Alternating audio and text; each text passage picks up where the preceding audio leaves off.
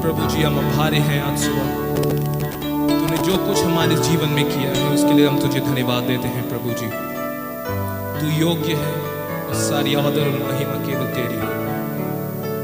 प्रभु जी, आज सुबह हम अपने पूरे सर्विस को तेरे हाथों में सौंपते हैं और पास्टर नवीन को भी हम तेरे हाथों में सौंपते हैं। प्रभु जी, वो जो कुछ भी बोले प्रभु, तू उन्हें आशीषित कर प्रभु और उन्हें अगुवाई कर, और वो जब बोले हम तेरी आवाज को सुन सके, और जब वो तेरे वचन को दे प्रभु, वो दो धारी तलवार के समान हृदय को चीरकर हृदय को बदले।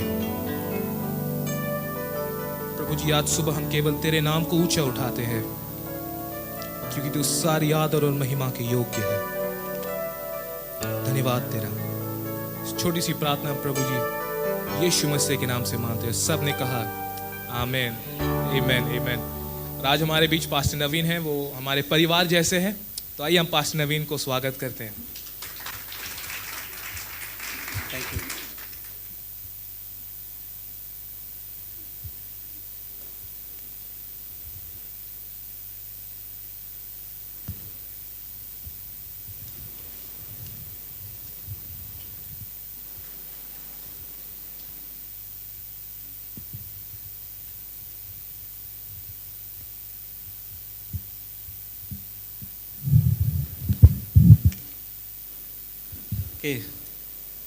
आप सभी को हमारे प्यारे प्रभु यीशु मसीह के नाम से जय मसीह की। और मैं अपने बेथेस्दा परिवार की तरफ से भी आप सभी को आज की सुबह का समय अभिनंदन और जय मसीह कहता हूँ। मैं विशेष परमेश्वर को बहुत आय से धन्यवाद देना चाहता हूँ कि प्रभु ने फिर से मुझे ये मौका दिया है कि आपके बीच में आऊँ और परमेश्वर के वचन से कुछ आपको सिखा पाऊँ। और आज मैं समझता हूँ विशेष करके आज का जो दिन है मेरे लिए बहुत ही ज़्यादा चुनौतीपूर्ण है और बहुत ही ज़्यादा एक्चुअली मेरे लिए ये इम्तिहान की घड़ी भी हो सकती है, क्योंकि एक्चुअली आज हमारे बीच में भैया नहीं हैं, वो प्रभु की सेवा के लिए बाहर गए हैं। पहले भैया सामने रहते थे, तो एक चीज़ था कि अगर मैं यहाँ पे कुछ गलत भी बोल के जाऊँ तो वो कान पकड़ने के लिए है, आपको बताएंगे कि हाँ पास्टर नवीन ने ये गलत बोला है और ये ठीक बात नहीं है। वो आपको करेक्ट करेंगे, मुझे भी करेक्ट करेंगे। लेकिन आज हमारे भैया हमारे साथ नहीं है, तो ये और ज़्यादा मुझे मतलब ज़्यादा चुनौती है कि मैं जो भी बोलूँ वो ठीक बोलूँ, अच्छे से बोलूँ, क्योंकि आज कान पकड़ने वाले भैया नहीं है। इसीलिए मैं परमेश्वर धन्यवाद करता हूँ फिर से एक बार, और मैं विश्वास करता हूँ कि आज हम लोग सब कुछ, आज हम लोग जो भी वचन से परमेश्वर ने हमें दिया है हम लोग सीखेंगे। क्योंकि आज विशेष करके मैं प्रचार के रूप में नहीं, एक टीचिंग के रूप में मैं आपको सिखाना चाहता हूँ, क्योंकि आजकल परमेश्वर मुझे टीचिंग के लिए ज़्यादा मुझे उत्साहित कर रहे हैं कि मैं टीचिंग करूँ, टीच करूँ चर्चेज़ में। और क्योंकि प्रीचिंग बहुत हो चुका है एक्चुअली। देखिए, प्रीचिंग और टीचिंग में क्या अंतर है। टीचिंग जो होता है वो आपको 10 मिनट, आधा घंटा और 1 घंटे के लिए वो आपको बहुत ज़्यादा उत्साहित कर देते हैं, एक्साइट कर देते हैं आपको। जो भी हम बोल कर जाएंगे आप लोग बहुत मतलब एक्साइट हो जाते हैं, उससे एक्साइटेड हो जाते हैं और बोले हाँ ऐसा ही हमें करना है। और उसके बाद जब पास्टर चला जाता है और थोड़ा सा समय बीत जाता है, उसके बाद वो एक्साइटमेंट ख़त्म हो जाता है। वो धीरे धीरे करके क्या होगा, वो प्रीचिंग का असर ख़त्म हो जाता है। फिर पहले जैसे थे वैसे ही। नेक्स्ट वीक अगर फिर वो पास्टर जी आएंगे, वो प्रचार करेंगे, तो फिर सेम। आज अगर मैं प्रचार करके जाता हूँ कि कितने लोग यहाँ पे हैं जो आज परमेश्वर को विश्वास करना चाहते हैं, सभी लोग हाथ उठाएंगे। हाँ, हम करना चाहते हैं। कितने लोग प्रभु की सेवा करना चाहते हैं? हाँ, हम करना चाहते हैं। एक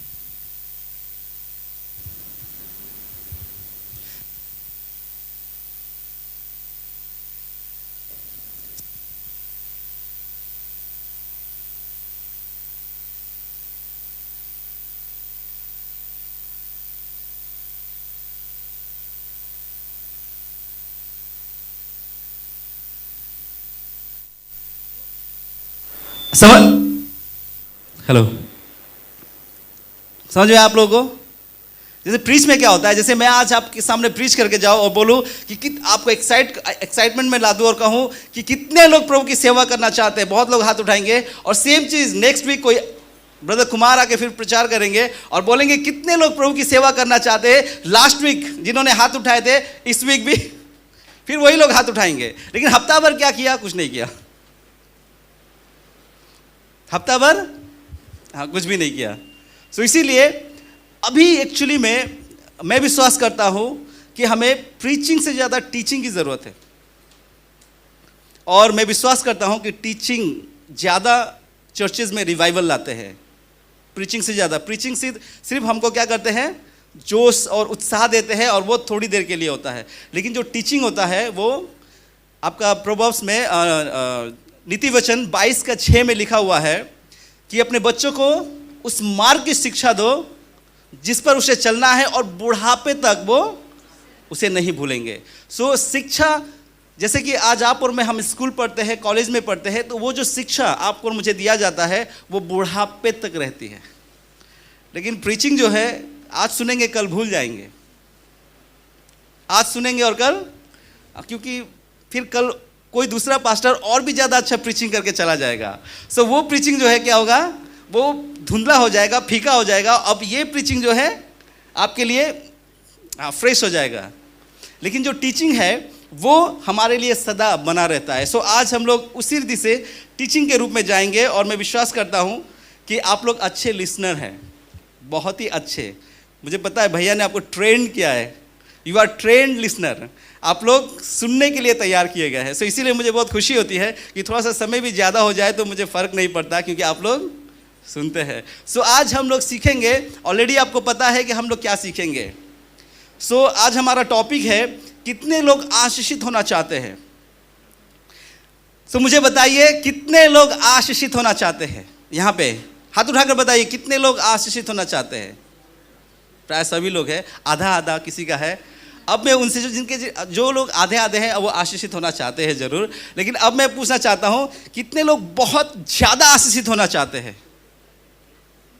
बहुत ज़्यादा आशीषित होना चाहते हैं। ओके, सो आज मैं आपको एक फॉर्मूला देकर जाना चाहता हूँ। सो इसी बेस में हमारा टीचिंग है, उसी बेस में हमारा टीचिंग है। सो आज हम लोग सब आशीषित होना चाहते हैं, और केवल आशीषित नहीं होना चाहते, हम लोग बहुत ज़्यादा आशीषित होना चाहते हैं।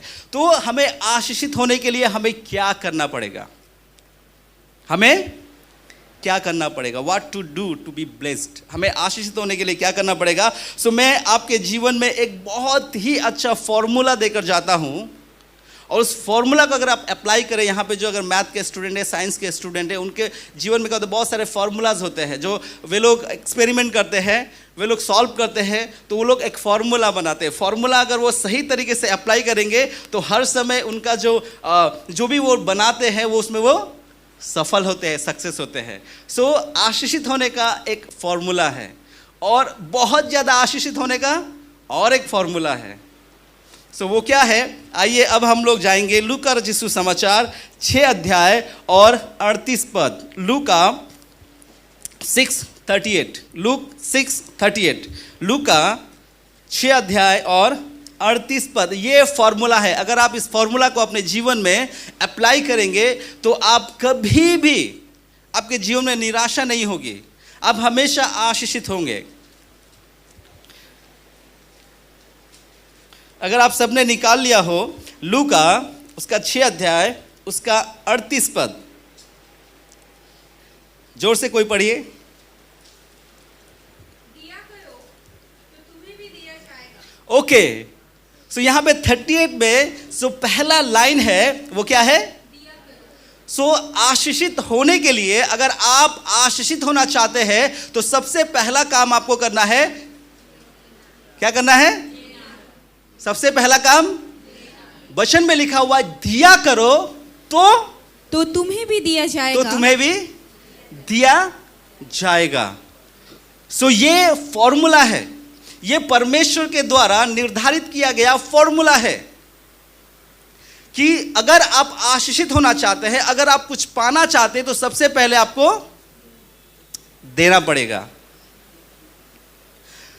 आज आप और मैं, हम पाना तो चाहते हैं, हम पाना तो चाहते हैं, हम आशीषित तो होना चाहते हैं, लेकिन हमें पता नहीं कि कैसे आशीषित हुआ जाता है या कैसे हम आशीषित हो सकते हैं। आज केवल आप और मैं, हम भैया बारंबार हमें एक स्टोरी सुनाते हैं, यहाँ पे सुनाए होंगे ज़रूर। क्या स्टोरी था पता है? आप लोग पता होगा। एक व्यक्ति थे जो केवल रिसाइट करते रहते थे। क्या? जोर से बोलेंगे। दाव दाव दाव। बहुत अच्छा स्टोरी है, हमें पता है। वो केवल क्या बोलते हैं? हाँ, सिर्फ दो दो दो और दो। उसके जीवन में कभी आशीष नहीं आएगा, पता है आपको? वो आता भी नहीं है, आया भी नहीं और आएगा भी नहीं। क्योंकि आशीषित होने के लिए सबसे पहले आपको और मुझे हमें सीखना होगा। अगर आप पाना चाहते हैं तो आपको देना सीखना होगा। सो वचन यही सिखाता है। इसीलिए परमेश्वर वचन में नहीं लिखा हुआ है पहले दिया जाएगा उसके बाद तुम दो। वचन में नहीं लिखा है कि पहले दिया जाएगा फिर उसके बाद दो। पहले क्या लिखा हुआ है? दिया करो। दिया करो, पहले दो, तभी आपको मिलेगा। और जो लोग बहुत ज्यादा आशीषित होना चाहते हैं उनके लिए क्या है?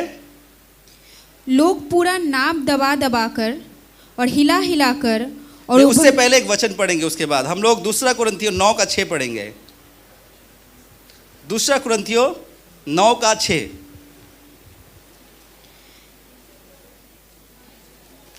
सेकेंड कुरिन्थियों 9:6। जो लोग बहुत ज्यादा आशीषित होना चाहते हैं उनके लिए यह फॉर्मूला है।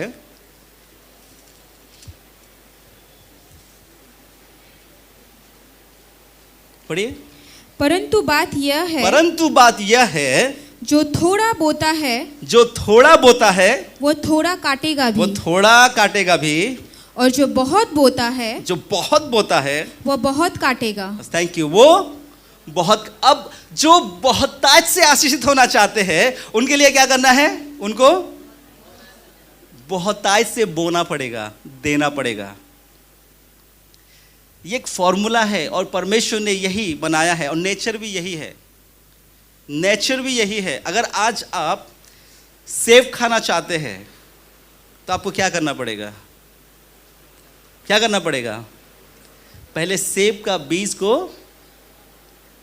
बोना पड़ेगा। आपको यूं ही सेब मिल जाएगा? मैम तो बोले बाजार से खरीद लाएंगे,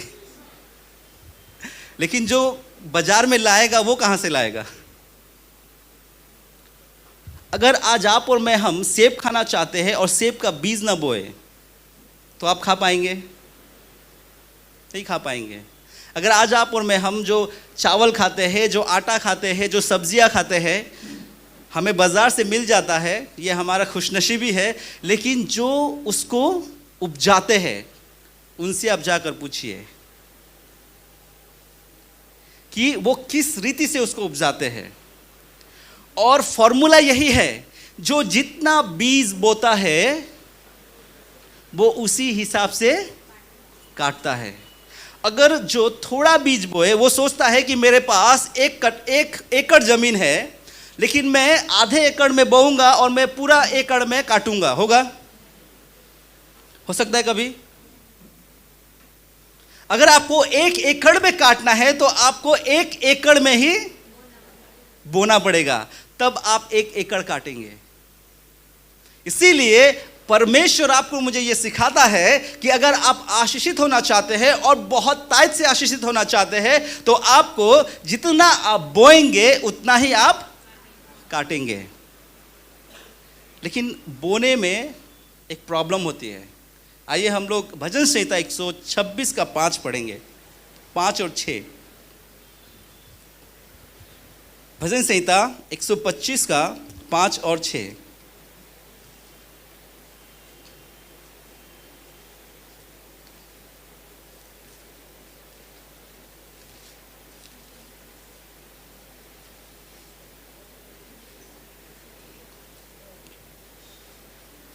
भजन संहिता 126 का 5 और 6। बोना आसान नहीं है, बोना आसान नहीं है।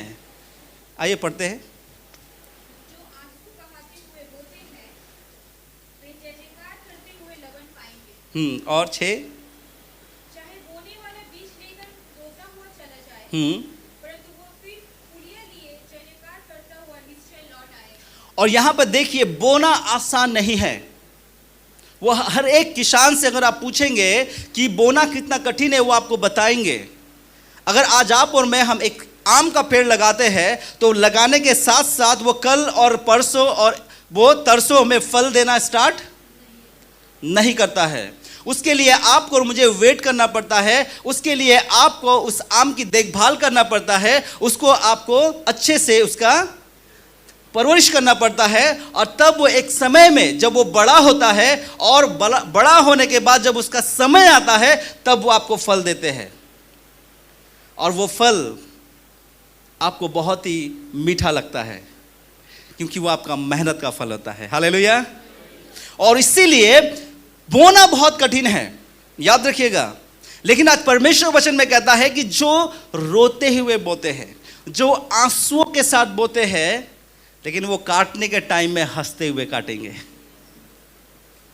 जो रोते हुए, बीज बोने वाला बीज रोता हुआ चला जाए, वो बोते हुए रोते हुए अगर वो बोता चला जाए, लेकिन समय आएगा जब पुलिया लिए जय जयकार करता हुआ वो निश्चय लौट आएगा। हालेलुया।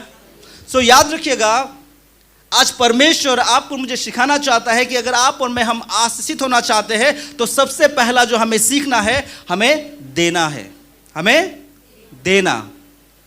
और आप ज्यादा आशीषित होना चाहते हैं तो हमें ज्यादा देना है। और देना आसान नहीं है, देना आसान नहीं है, कठिन है। लेकिन परमेश्वर वचन में लिखा हुआ है, जो रोते हुए बोते हैं, याद रखिएगा, वो हंसते हुए काटने पाएंगे। ये गारंटी है, ये गारंटी है। क्योंकि परमेश्वर में दिया हुआ कुछ भी, परमेश्वर में दिया हुआ कुछ भी वो व्यर्थ नहीं जाता है, वो 100 गुना फिर आपके पास लौट कर आता है। हालेलुया। सो इसीलिए आज आप और मैं हम सीखते हैं कि आज आशीषित होने के लिए हमें पहले देना पड़ेगा। इसीलिए वचन में लिखा हुआ है, पहले दो तो तुम्हें भी दिया जाएगा। अब हम लोग नीचे का पढ़ेंगे, लूका 6 का 39।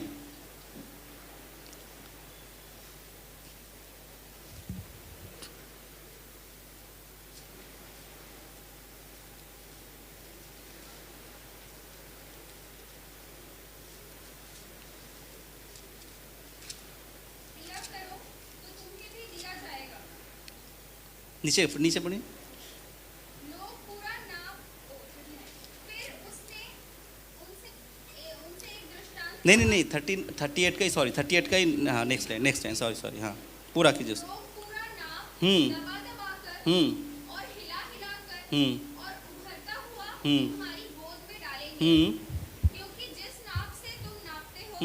उसी नाप से तुम्हारे लिए भी नापा जाएगा। Praise the Lord, hallelujah. So यहाँ पे परमेश्वर वचन में लिखा हुआ है कि अगर हम बहुतायत से आशीषित होना चाहते हैं तो हमें जो जितना ज़्यादा बोएगा वो उतना ही ज़्यादा काटेगा। और उसी संदर्भ में यहाँ लिखा हुआ है, पूरा लोग जो है पूरा नाप दबा दबा कर और हिला हिला कर और उभरता हुआ तुम्हारी गोद में डालेंगे, क्योंकि जिस नाप से तुम नापते हो उसी से तुम्हारे लिए भी नापा जाएगा। सो अगर आज आप बहुतायत से बोते हैं, बहुतायत से देते हैं, उसी रीति से आपको भी दिया जाएगा। आपको भी हिला हिला कर दबा दबा कर उभरता हुआ आपको दिया जाएगा, अगर आप उसी रीति से आप देते हैं तो आज हम लोग सीखेंगे अब कि देना है। हमने सीखा, क्या सीखा? अगर आशीषित होना चाहते हैं तो हमें देना है। अब हम लोग सीखेंगे किसको देना है। देना तो है, देंगे, किसको देंगे? किसको देंगे? किसको दे देंगे। सो आज पहला चीज जो हम सीखेंगे कि किसको हमें देना है, तो सबसे पहला चीज जो आपको और मुझे हमें ध्यान में रखना है कि सबसे पहला हमें किसको देना है, तो सबसे पहला चीज हमें अपने कलीसिया को देना है। किसको देना है? अपने कलीसिया को देना है। आइए हम पढ़ेंगे मलाकी उसका 3:10। मलाकी उसका 3:10। मलाकी 3:10 हम किसी दूसरे संदर्भ के लिए पढ़ते हैं, लेकिन आज हम और एक संदर्भ के लिए पढ़ेंगे। सारे दशमांश हाँ, भंडार में ले आओ कि मेरे भवन में भोजन वस्तु रहे। और तो बस इतना ही पढ़ेंगे, बाद में फिर उसके हम लोग ओके। यहाँ पे देखिए लिखा हुआ है, सारे दशमांश भंडार में लेकर आओ कि मेरे भवन में भोजन वस्तु रहे। मेरे भवन में भोजन वस्तु रहे। सो आज परमेश्वर का वचन कहता है कि आप अपना भेंट, आप अपना दशमांश, आप जो देना चाहते हैं परमेश्वर को, वो परमेश्वर के भवन में लेकर आए, ताकि परमेश्वर की भवन की जरूरतें पूरी हो। परमेश्वर की भवन की जरूरतें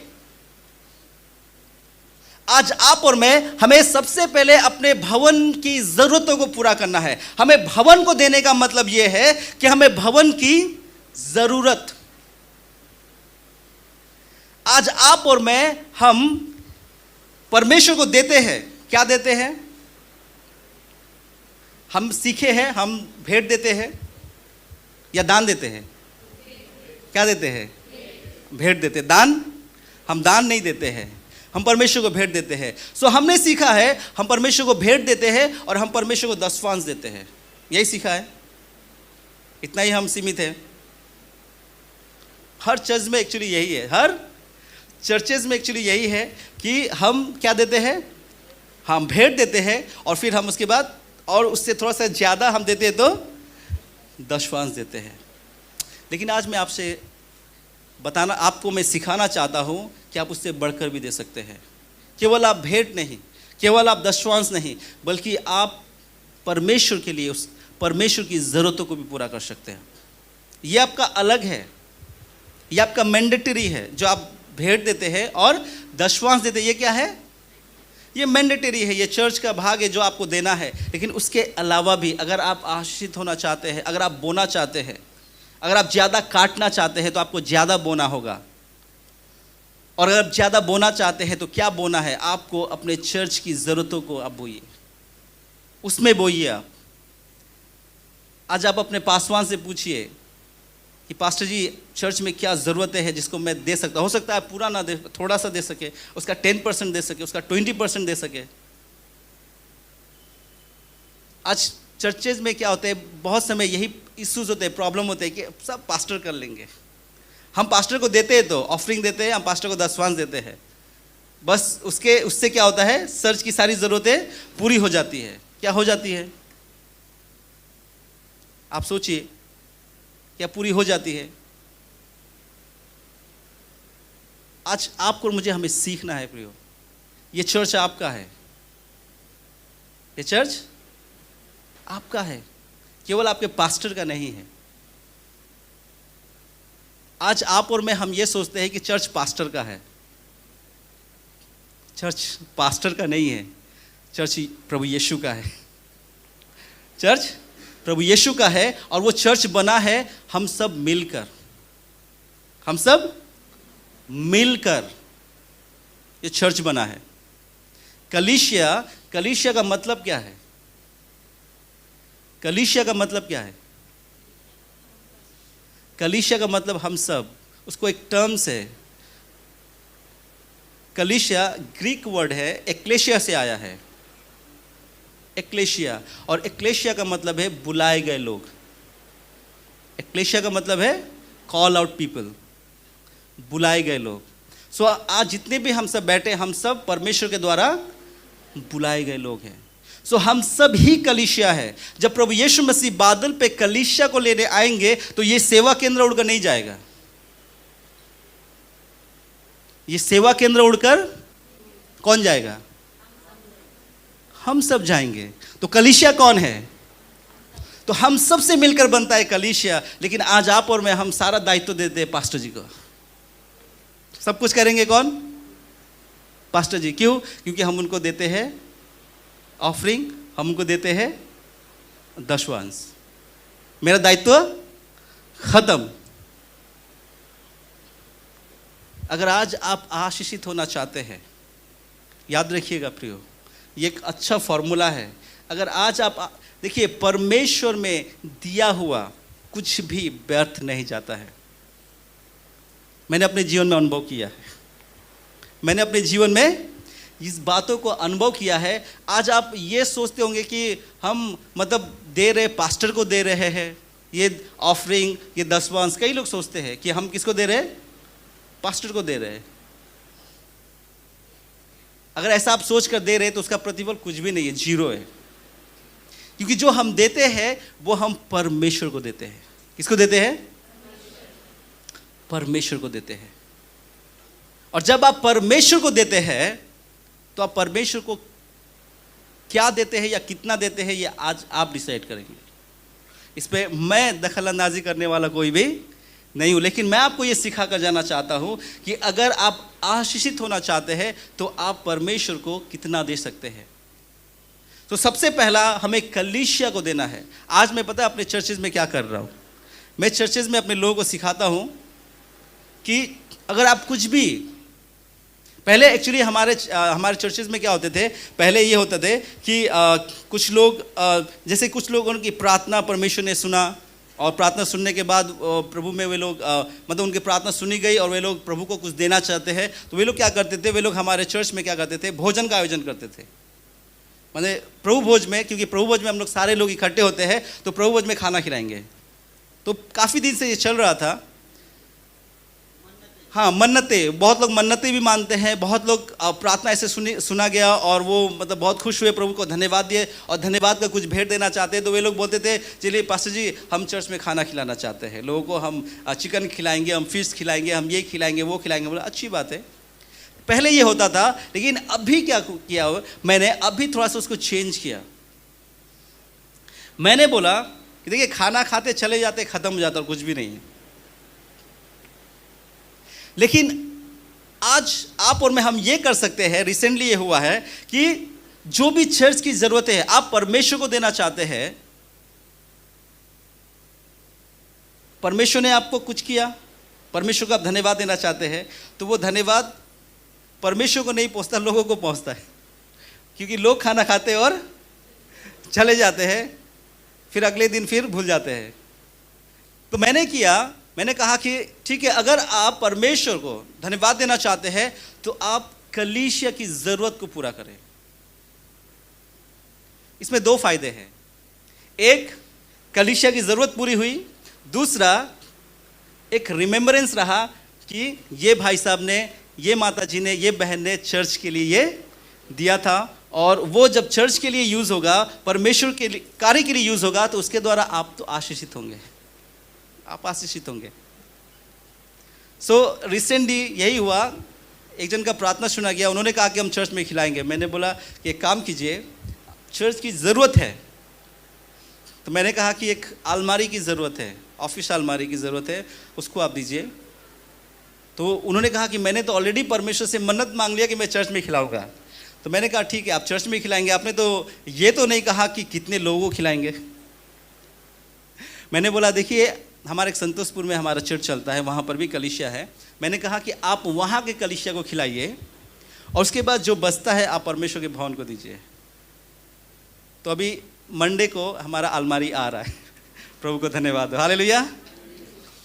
चर्च की ज़रूरतें, आज देखिए चर्चेज में बहुत ज़रूरतें होती है, बहुत सारी ज़रूरतें होती है जो आपको पता नहीं होती है, आपके पासवान को होती है, क्योंकि वो चर्च चला रहे, उनको पता होता है कि इस चीज़ की कमी है, उस चीज़ की कमी है।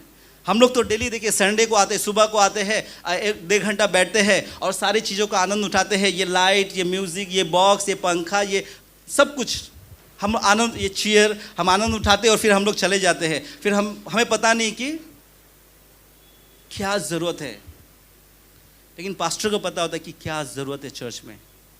हो सकता है कि अभी इतने लोग हैं कि चेयर कम पड़ रहा हो सकता है कुछ साउंड सिस्टम में कुछ प्रॉब्लम है, एक नया की ज़रूरत है। हो सकता है कि यहाँ जितने भी अभी इक्विपमेंट्स है उसमें कुछ खराबी हो, उसमें कुछ रिपेयर की या फिर उसके एक नया की ज़रूरत हो सकता है कि अभी 2-2 हॉल लेना पड़ रहा है।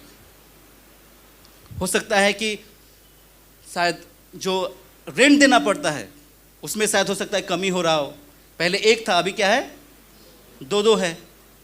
आप लोग जानते हैं सेवा केंद्र का रेंट कितना है। तो बहुत सारी ऐसी चीज़ें होती है जो पास्टर के अंदर में होता है, वो आपसे शेयर नहीं कर पाता है। लेकिन अगर आज आप परमेश्वर से आशीषित होना चाहते हैं तो इसमें भी आप हाथ बटा सकते हैं। ये भी बोना है, ये भी बोना है। और आप जितना बोएंगे, हो सकता है आज आप दुख के साथ या कष्ट के साथ ही बो रहे हो, लेकिन याद रखिएगा जब आप काटेंगे तो हंसते हुए काटेंगे। हालेलुया, उस समय आप हंसते हुए काटेंगे। तो इसीलिए सबसे पहला जो हमें देना है, हमें किसको देना है? चर्च को देना है। दूसरा, हमें परमेश्वर के सेवकों को देना है, परमेश्वर के सेवक, दास को, जो आपके दास है, आपके जो सेवक है। सबसे पहला आप अपने पास्टर्स के नीड्स को पूरा कीजिए। आज कितने लोग हैं यहाँ पे जो पास्टर को पूछते हैं कि पास्टर जी आपकी क्या ज़रूरत है? कोई है जो पूछता है? देखिए, वो पास्टर जो हमेशा आपके साथ खड़ा होता है, हमेशा 24/7, आप जितने भी रात को बुलाए, जब भी बुलाए, जब भी फ़ोन करे, उनका फ़ोन कभी भी ऑफ नहीं होता है। आप जब भी बुलाए वो आपके साथ खड़े होते हैं। रात बोलिए, दिन बोलिए, सुबह बोलिए, बरसात बोलिए, ठंडा बोलिए, गर्म बोलिए, जब जब हमें ज़रूरत होती है वो हमारे साथ खड़े होते हैं। हमारी ज़रूरतों में वो हमारे साथ खड़े होते हैं, हमारी आवश्यकताओं में वो हमारे साथ खड़े होते हैं। लेकिन हम कभी भी नहीं पूछते कि पास्टर जी आपकी ज़रूरत क्या है? क्या उनको ज़रूरत नहीं होती है? पास्टर मतलब क्या है? वो स्वर्गदूत है कि उनकी कोई भी ख्वाहिशें नहीं है, कोई भी ज़रूरत नहीं है? स्वर्गदूतों की कोई ख्वाहिश नहीं है, स्वर्गदूतों की कोई ज़रूरत नहीं है, क्योंकि वैसा उनको बनाया ही गया है। वो केवल परमेश्वर की आराधना करते हैं। लेकिन पास्टर स्वर्गदूत नहीं है, पास्टर एक इंसान है। Pastor is a human being. उनके भी मन में बहुत इच्छाएं होती हैं, उनकी भी बहुत ज़रूरतें होती है। उनका भी एक परिवार है, अपना परिवार है। तो क्या आज कभी भी आपने और मैंने हमने पूछा है अपने पासवान से कि पास्टर जी आपकी क्या ज़रूरत है? पास्टर जी आपको क्या चाहिए? हो सकता है, देखिए, हम उतने योग्य नहीं हो सकते कि उनकी सारी ज़रूरतों को पूरा कर पाए, नहीं हो सकता है, मैं ये नहीं कह रहा हूँ। लेकिन कुछ तो आप और मैं, हम उनके हेल्प कर सकते हैं, हाथ बढ़ा सकते हैं, उनके साथ हम भी खड़े रह सकते हैं। आज हम हमेशा चाहते हैं कि मेरे पास्टर मेरे बगल में खड़े हो, मेरे साथ खड़े हो, लेकिन कभी भी हम ये नहीं चाहते कि मैं भी अपने पास्टर के सामने खड़ा होना चाहता हूँ, उसके बगल में खड़ा होना चाहता हूँ।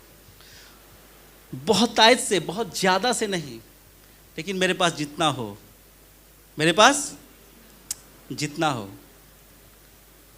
अगर आज आप और मैं हम आशीषित होना चाहते हैं तो सबसे पहले आप अपने दास के साथ खड़े होना सीखिए, उनकी ज़रूरतों को पूरा करना सीखिए। हम लोग पढ़ेंगे गलातियों 6:6।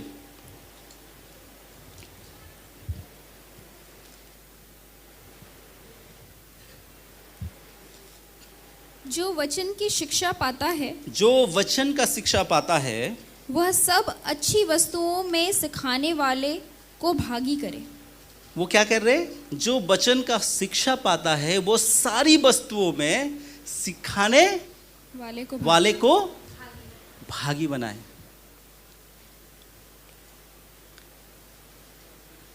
सो आज परमेश्वर का वचन आपको मुझे सिखाता है कि जो हमें शिक्षा देते हैं, जो हमें वचन की शिक्षा देते हैं, जो हमें सिखाते हैं, जो हमारे साथ खड़े रहते हैं, उनको भी हम हमारे जीवन की सारी अच्छी वस्तुओं के साथ उनको हम भागी करें।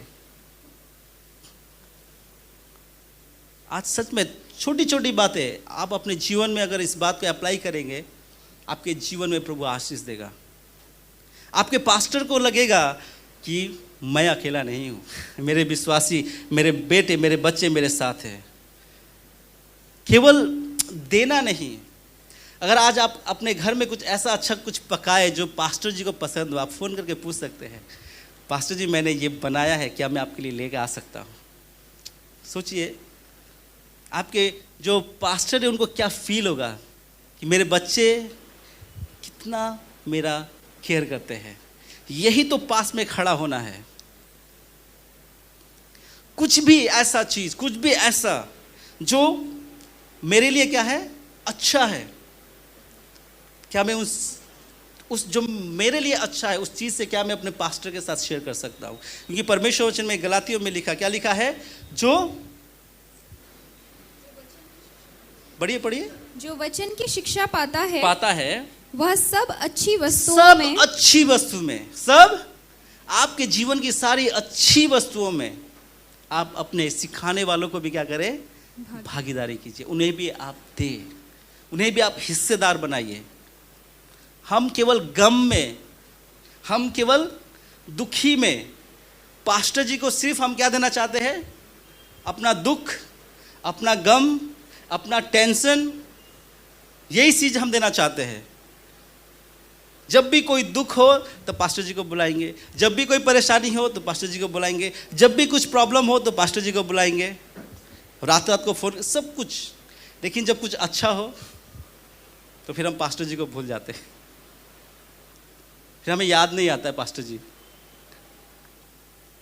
आज छोटी से छोटी आपकी जो खुशी है, आपकी जो अच्छी वस्तुएं हैं, आज आप अपने सिखाने वालों को उसमें भागीदारी कीजिए, परमेश्वर आपको आशीष करेगा। आज आप और मैं, हम आज ये एक चलन है, ये जो सब, मैं इसका बहुत ज़्यादा विरोध करता हूँ और मुझे बहुत बुरा लगता है कि आज ये चलन है कि टीवी में बहुत सारे बाबा जो आते हैं, यूट्यूब में हो या टीवी चैनल्स में हो, जो सुबह सुबह को आ जाते हैं बाबा लोग 6 बजे, 5 बजे, 7 बजे, और वो क्या करते हैं? वे आपको गॉस्पल देते हैं, उनको उसको प्रॉस्पेरिटी गॉस्पल बोलते हैं, और वो गॉस्पल देते हैं और फिर वो आपको बोलते हैं कि आप दीजिए, आप क्या करें? आप बोइए, आप बीज बोइए, आप दीजिए। आज परमेश्वर बता रहा है कि जो आज इतने समय में इतना डॉलर देगा या इतना रुपया देगा, परमेश्वर उसको आज आशीष करने वाला है। परमेश्वर उसके जीवन में ये करेगा, परमेश्वर उसके जीवन में वो करेगा, और वो टीवी में बैठकर या यूट्यूब के द्वारा वो आपको उत्साहित करता है, वो प्रॉस्पेरिटी गॉस्पल देता है, और देने के बाद आपको वे लोग इतना ज़्यादा मतलब अंदर से एक्साइटमेंट कर देगा कि उसके बाद बहुत सारे ऐसे चर्च के लोग जो है वो अपने चर्च की ज़रूरत, अपने पास्टर की ज़रूरत को नहीं समझते, लेकिन वो ये सोचते हैं कि वहाँ पर देने से बहुत ऐसे आशीष मिल जाएगा, क्योंकि वो बड़ा पास्टर है, क्योंकि वो बड़ा प्रॉफिट्स है, और ये बड़े लोग हैं, उनके चर्च में देने से हमें बहुत ताज से आशीषित मिलेगा। आज बहुत सारे लोग हैं जो अपना परिवार का फोटो टीवी में, सिर्फ टीवी में एक झलक दिख जाए, कितना पैसा देते हैं। आज लोग जो है वो केवल एक ईंट में मेरा नाम चढ़ जाए, वो कितना डोनेशन देते हैं। एक ईंट खरीदिए 1 लाख रुपया में, और वो प्रार्थना का भवन बन रहा है। उस प्रार्थना के भवन में, उस ईंट में आपका नाम लिखा जाएगा। क्या फायदा है? लेकिन उस चीज के लिए हम लोग क्या, कितने ज्यादा हम लोग दे देते हैं। हम उनको बिना सोचे, मतलब उत्साह में आके, एक्साइटमेंट में आके हम लोग उनको कई लोग पर महीना भेजते हैं, लेकिन अपने चर्च में और अपने पासवान को वो लोग नहीं देकर, वो लोग अपना भेंट, अपना दशवांश या उससे भी ज़्यादा वे लोग वो यूट्यूब बाबाओं को या टीवी वाले बाबाओं को वे लोग उनके संस्थाओं को देते हैं। उनके जीवन में क्या कमी है? अगर आप प्रॉपर्टी को देखेंगे तो किसी का 500 करोड़, किसी का 1000 करोड़, किसी का कितना करोड़ का प्रॉपर्टी है, और वो आपसे मांग रहे हैं और आप दे रहे हैं। लेकिन जो आपका सेवक, आपका दास, जो आपका पास्टर दिन रात आपके साथ खड़ा होता है, आपके दुख में, तकलीफ में, आपकी प्रॉब्लम में, समस्या में, लेकिन आप कभी भी उनके दुख को नहीं देखते हैं, आप उनकी ज़रूरतों को कभी नहीं देखते हैं। जब आपको ज़रूरत होता है तो आप वो टीवी वाले बाबा को फ़ोन नहीं करते हैं कि रात को 2 बजे मेरा बच्चे का तबीयत खराब हो गया, प्लीज़ आप आ जाइए। आप दे तो रहे वहाँ पर बहुत ज़्यादा, लेकिन आप उनको फ़ोन नहीं करते, क्योंकि आपको पता है कि वो नहीं आएंगे। कौन आएगा? कौन आएगा? वही आएंगे जिनकी आप ज़रूरत महसूस नहीं करते हैं, आपके खुशी में, आनंद में, लेकिन दुख में आपको वही चाहिए, आपका अपना पास्टर। कभी भी आप और मैं, हमारे जब मुसीबतें पड़े, रात को 2-3 बजे हम फ़ोन करें, तो आप टीवी वाले बाबा को फ़ोन कीजिए, आप यूट्यूब वाले बाबा को फ़ोन कीजिए, उन्हें बुलाइए। नहीं करते हैं हम उनको, हमें अपना पास्टर, उस समय हमें अपना पास्टर याद आता है। लेकिन आज जब देने का टाइम में क्या होता है कि हम अपने चर्च को नहीं दे रहे, अपने पास्टर को नहीं दे रहे, अपने चर्च की ज़रूरत को नहीं समझ रहे, अपने पास्टर की ज़रूरत को नहीं समझ रहे, लेकिन हम उनकी ज़रूरतों को समझ रहे हैं, और उनको, जिनके पास है, उनको और भी ज़्यादा हम दे रहे हैं। उनके पास किसी भी चीज़ की कमी नहीं है, इसीलिए तो वो टीवी में आकर भी, टीवी में पता है आपको कितना खर्चा लगता है? टीवी में एक प्रोग्राम करने के लिए कितना खर्चा लगता है? इसका मतलब उनके पास इनफ है, तभी तो वो टीवी में अपना प्रोग्राम कर रहे हैं। आपके पास्टर जी के पास नहीं है, तो इसीलिए वो चर्च में आपके साथ मिलकर सेवा कर रहे हैं। आज आप और मैं, हमें इस बात को समझना है कि सबसे पहला, अगर आप परमेश्वर से आशीषित होना चाहते हैं, सबसे पहला आप अपने चर्च की ज़रूरत को पूरा कीजिए, आप अपने चर्च को दीजिए। दूसरा, आप अपने पासवान की ज़रूरत को पूरा कीजिए, और साथ ही साथ अगर आप अपने पासवान की ज़रूरतों को पूरा करते हुए आपके पास और भी इनफ है, तो जो आपके आसपास में जो प्रभु की सेवा करते हैं, जो सच्चे, बहुत सारे ऐसे जो फॉल्स भी है, जो केवल मांगने के लिए आते हैं, प्रभु का नाम लेकर सिर्फ मांगने के लिए आते हैं, वैसे लोगों को नहीं। लेकिन आप जिसको जानते हैं कि वे मेरे आसपास में, वे जो प्रभु के सेवक है, अच्छा सेवा करते हैं, लेकिन उनके पास घटी है, उनको भी आप हेल्प कर सकते हैं। लेकिन ये सेकंड प्रायोरिटी आपका, फर्स्ट आपका पास्टर होना है। उसके बाद आप अगर कर सकते हैं, आप योग्य है, तो ज़रूर आप कीजिए, मैं आपको इनकरेज करूँगा। उसके बाद तीसरा, किसको देना है? सबसे पहला हमने सीखा चर्च, दूसरा प्रभु के दास, और तीसरा जो ज़रूरतमंद लोग हैं। तीसरा जो ज़रूरतमंद लोग हैं। आइए हम लोग व्यवस्था विवरण 15 का 7 और 8 पढ़ेंगे।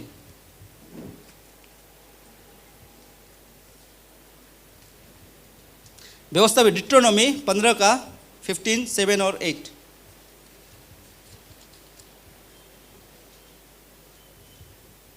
जो देश तेरा परमेश्वर यहोवा तुझे देता है, उसके किसी फाटक के भीतर यदि तेरे भाइयों में से कोई तेरे पास दरिद्र हो, तो अपने उस दरिद्र भाई के लिए ना तो अपना हृदय कठोर करना और ना अपनी मुट्ठी कड़ी करना। जिस वस्तु की घटी उसको हो, उसकी जितनी आवश्यकता हो, उतना अवश्य अपना हाथ ढीला करके उसको उधार देना। यहाँ पे उधार है, लेकिन वास्तविकता में वो उधार नहीं है। हमें उधार हमें नहीं देना है। उधार यहाँ पे एक्चुअली टर्म्स उधार यूज किया गया, उधार दो, लेकिन क्रेडिट दो नहीं, वो नहीं है। आप दो, आप उसको दो और आशा मत करो कि वो आपको रिटर्न देगा। सो परमेश्वर वचन में देखिए, जो जरूरतमंद है आपके बीच में, अगर कोई जरूरतमंद है उसको आप दो, उसकी जरूरत के अनुसार उसको दो। जो देश तेरा परमेश्वर यहोवा तुझे देता है, उसे किसी भी फाटक के भीतर यदि तेरा भाई में से कोई तेरे पास दरिद्र हो, गरीब हो, दुखी हो, तो अपने उस दरिद्र भाई के लिए ना तो अपना हृदय कठोर करना और ना अपनी मुट्ठी कड़ी करना। नहीं अपना हृदय कठोर करना और नहीं अपनी मुट्ठी कड़ी करना। मुट्ठी कड़ी करना मतलब ऐसा, मुट्ठी कड़ी करना और उसकी जितनी आवश्यकता हो उतना अवश्य अपना हाथ ढीला करके उसको देना। सो इससे आज परमेश्वर का वचन आपको मुझे सिखाता, अगर आप और मैं, हम परमेश्वर में अगर बहुतायत से आशीष होना चाहते हैं, तो आज आपको मुझे, हमें अपने आसपास के जितने जरूरतमंद लोग हैं उनको हमें देना है। आपके आसपास में, आपके चर्च में, आपके कलीसिया में अगर कोई भाई बहन आप जानते हैं जिनकी जरूरतें हैं, जिनको जरूरत है, जिनके हालात ठीक नहीं है, जो गरीब है, दुखी है, आप जानते हैं, आप महसूस करते हैं, तो निश्चय अगर आप योग्य है, आप सक्षम है, तो जरूर आप अपने भाई, अपने बहन की सहायता कीजिए, क्योंकि ये परमेश्वर का वचन आपको मुझे हमें सिखाता है। और एक वचन पढ़ेंगे, भजन संहिता 41:1 और 2, 1 और 2, सैम्स 41:1 और 2। क्या ही धन्य है वह, क्या ही धन्य है वह जो कंगाल की सुधि रखता है, जो कंगाल की सुधि रखता है। विपत्ति के दिन हाँ। यहोवा उसको बचाएगा। विपत्ति के दिन यहोवा उसको बचाएगा। दूसरा, यहोवा उसकी रक्षा करके उसको जीवित रखेगा और वह पृथ्वी पर भाग्यवान होगा। तू उसको शत्रुओं की इच्छा पर ना छोड़। सो देखिए, यहां पर परमेश्वर वचन में लिखा हुआ है कि क्या ही धन्य है वह जो कंगाल की सुधि लेता है, जो गरीब है, दुखी है, जो दरिद्र है, उसकी वो सुधि लेता है, उसको वो हेल्प करता है, उसको वो सहायता करता है, उसका वो खोज खबर रखता है। और लिखा हुआ है विपत्ति के दिन यहोवा उसको बचाएगा। जो लोग गरीब, दुखी, दरिद्र, जो जरूरतमंद लोगों की जो देखभाल करते हैं, जो उनको देते हैं, परमेश्वर भी उनको उनके कठिन समय में, उनके विपत्ति के समय में परमेश्वर उनको बचाएगा। उनको कभी भी उनको उस हाल में पड़ने ना देगा और यहोवा उसकी रक्षा करके उसको जीवित रखेगा और वह पृथ्वी पर भाग्यवान होगा। पृथ्वी पर भाग्यवान होगा। परमेश्वर उसको आशीषित करेगा। जो लोग अपने आसपास के जो गरीब दुखी है उनकी ज़रूरतों का अगर वो पूरा करते हैं, तो अपने चर्च में अगर कोई गरीब है, दुखी है, ज़रूरत है, वो ज़रूरतमंद है, आप अगर उनकी सहायता करते हैं तो परमेश्वर आपको आशीषित करता है। अगर आज आप आशीषित होना चाहते हैं तो आपको पहले दूसरों को आशीषित करना होगा। अगर आज आप आशीषित होना चाहते हैं तो सबसे पहले आपको दूसरों को आशीषित करना होगा। अगर मैं ये कितना है? कम है? कितना है? अच्छा, मैं यहाँ पे रखता हूँ। मैं आपसे कहना चाहता हूँ, कोई भी अपना मुट्ठी बंद करके उठा ले इसको। कोई भी है, पूरा मुट्ठी बंद कीजिए और फिर इसको उठाइए हाथ से। उठा पाएगा? मुट्ठी बंद कीजिए और उठाइए और ले जाइए।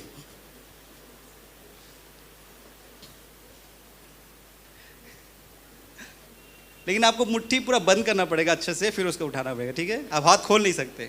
कोई उठा पाएगा? हम मुट्ठी बंद करके नहीं उठा सकते इसको। अगर इसको उठाना है तो आपको क्या करना पड़ेगा? पहले आपको हाथ खोलना पड़ेगा। तो मैं आप इसे रख लेता हूं। तो सबसे पहले आपको क्या करना पड़ेगा? हाथ। अगर आप पाना चाहते हैं, अगर आप रिसीव करना चाहते हैं, अगर आप लेना चाहते हैं, तो लेते समय क्या होता है? हाथ बंद होता है। आप कोई देगा, आप लेंगे और आप मुट्ठी बंद करते हैं तो लेने से पहले आपको खोलना सीखना होगा। क्या करना पड़ेगा? खोलना। आप जब खोलेंगे तभी तो वो देगा, तो फिर आप उसको, अगर आप मुट्ठी बंद किए हुए रहेंगे तो अगर वो उसमें डालेगा तो आप क्या पकड़ पाएंगे? कभी नहीं पकड़ पाएंगे, वो गिर जाएगा वो। तो इसीलिए परमेश्वर आज आपको और मुझे सिखाता है पहले दो तो फिर तुम्हें दिया जाएगा। अगर आप और मैं हम आशीषित होना चाहते हैं तो पहले हमें देना है, फिर हम रिसीव करेंगे। और हमने सीखा किसको देना है? अपनी कलीसिया को, दूसरा प्रभु के सेवक को, और तीसरा ज़रूरतमंद को। और एक वचन पढ़ेंगे, पहला यूहन्ना 3:17। ये थोड़ा इंपॉर्टेंट है, हम पढ़ेंगे।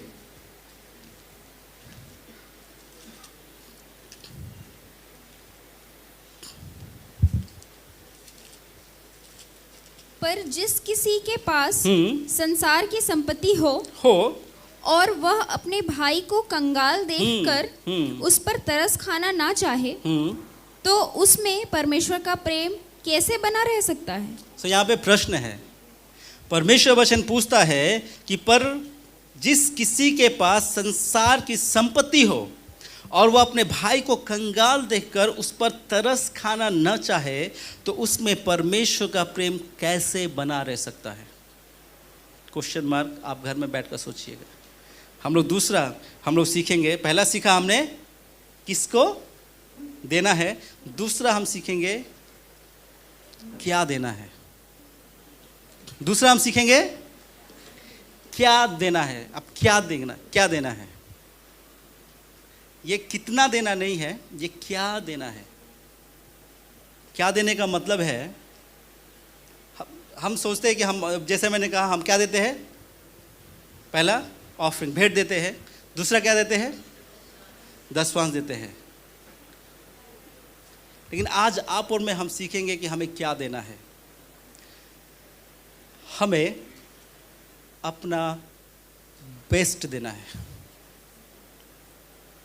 सो आज हम सीखेंगे कि ये बेस्ट क्या है। हमें अपना बेस्ट देना है। हम लोग पढ़ेंगे यूहन्ना 3:16। सबसे पहले हम लोग पढ़ेंगे यूहन्ना 3:16। सबको याद है बाय हार्ट? क्या लिखा है? मैम प्लीज बोलिए, जोर से बोलिए।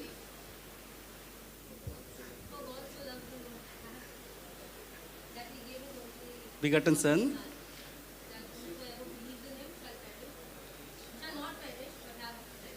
Thank you ma'am. सो यहाँ पे लिखा हुआ है,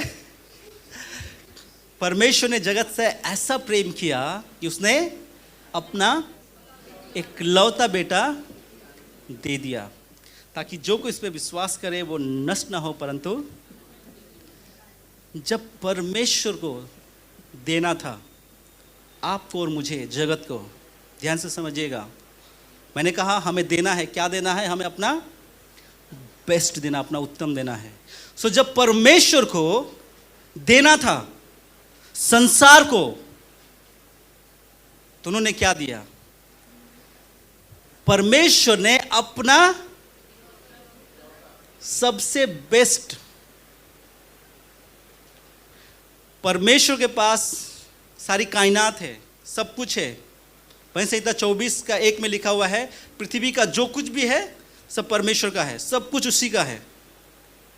परमेश्वर दुनिया को बचाने के लिए, पता नहीं, शायद वो अगर कहता कि नहीं हम सोना दे देंगे, हम हीरा दे देंगे, हम चांदी दे देंगे, हम पूरा नीलमणि दे देंगे, हम एकदम स्वर्ग ही दे देंगे, चलो मनुष्य को बचाने के लिए हम क्या करेंगे? स्वर्ग ही दे देंगे, रैंसम में स्वर्ग ले लो और मनुष्य को क्या करो? पाप से छुटकारा दो। परमेश्वर ने ऐसा नहीं किया।